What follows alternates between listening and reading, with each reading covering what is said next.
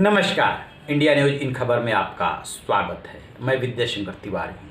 यूं तो पूरे देश और दुनिया में कोरोना का बुरा हाल कर रखा है। कोरोना ने भारत चौथे नंबर पे आ गया है। सबसे पहले नंबर पे अमेरिका है, दूसरे नंबर पे ब्राजील, तीसरे नंबर पे रसिया, चौथे नंबर पे भारत।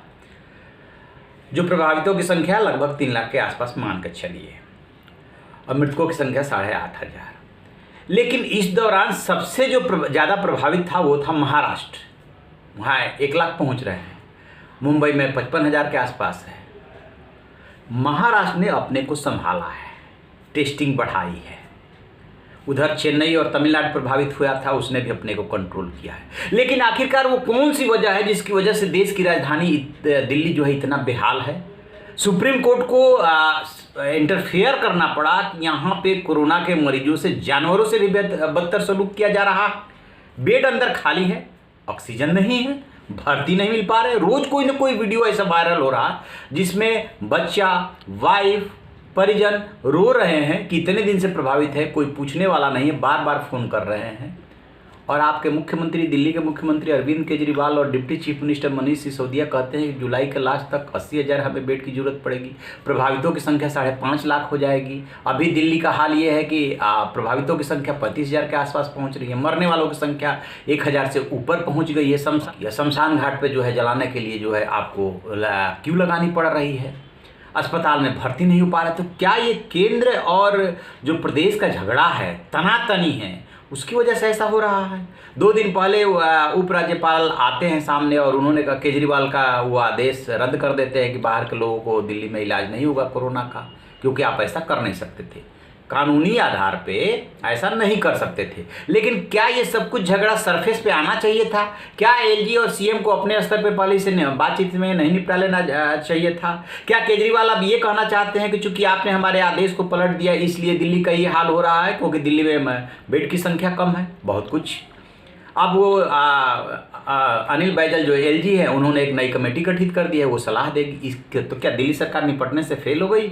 कोरोना से नहीं निपट पा रही है? उसने हड़बड़ी में लॉकडाउन खोला क्योंकि उसका खजाना खाली हो रहा था। ये सवाल उठ रहा है दिल्ली को लेकर के कि जब दिल्ली में तेजी से कोरोना फैल रहा था तो आप धैर्य बना के नहीं रख सकते थे। सबसे पहले 70% आपने कोरोना टैक्स लगाया शराब पे, उसके बाद हड़बड़ी में उसको खोला, फिर पूरी दिल्ली को हड़बड़ी में खोला। अब कह रहे हैं कि हम नहीं बंद कर सकते, मत कीजिए, लॉकडाउन खोल के रखिए, लेकिन टेस्टिंग तो बढ़ाइए। सुप्रीम कोर्ट ने जो सवाल पूछा है, 7,000 से टेस्टिंग आप 5,000 पे आगे कह रहे हैं कि टेस्टिंग कराने की जरूरत नहीं, घर में रहिए।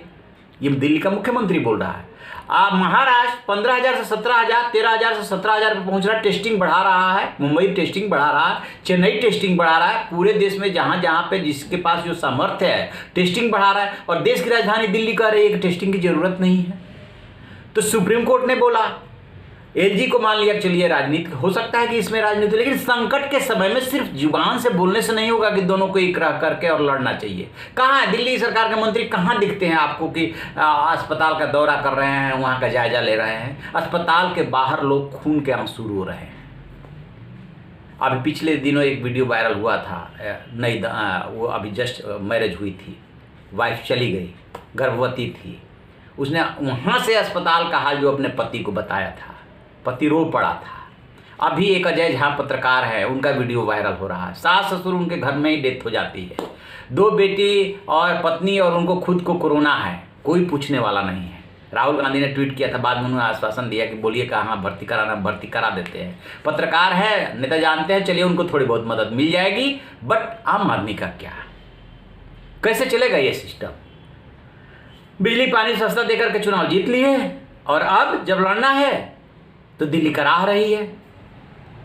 देखिए क्या होता है सुप्रीम कोर्ट के फटकार के बाद। इसमें केंद्र सरकार भी अपनी जिम्मेदारी से नहीं बच सकती। दिल्ली सरकार जागती है, सड़क पे उतर के, अस्पताल में जा करके ग्राउंड रियलिटी जान करके लोगों की मदद करती है, या सिर्फ ऐप और आंकड़े जारी करती है? अभी तक की जो परिस्थिति है उसमें साफ दिख रहा है कि दिल्ली सरकार फेल है। आप तर्क कुछ भी देते रहिए, बहाना कुछ भी बनाते रहिए, कहते रहिए कि 5.5 लाख मरीज होने वाले, 80,000 बेड चाहिए, यदि बाहर के लोग आएंगे तो 1.5 लाख बेड चाहिए। ये इंतजाम करने की जिम्मेदारी किसकी है? महाराष्ट्र ने तो वहाँ पे अपना हॉस्पिटल खड़ा कर लिया। आप क्या कर रहे थे? आपको किसने रोका था? देखते हैं इसके बाद आंख खुलती है कि नहीं खुलती है। आप ऐसी खबरों के लिए देखते रहिए हमारा डिजिटल चैनल इन खबर। Thank you.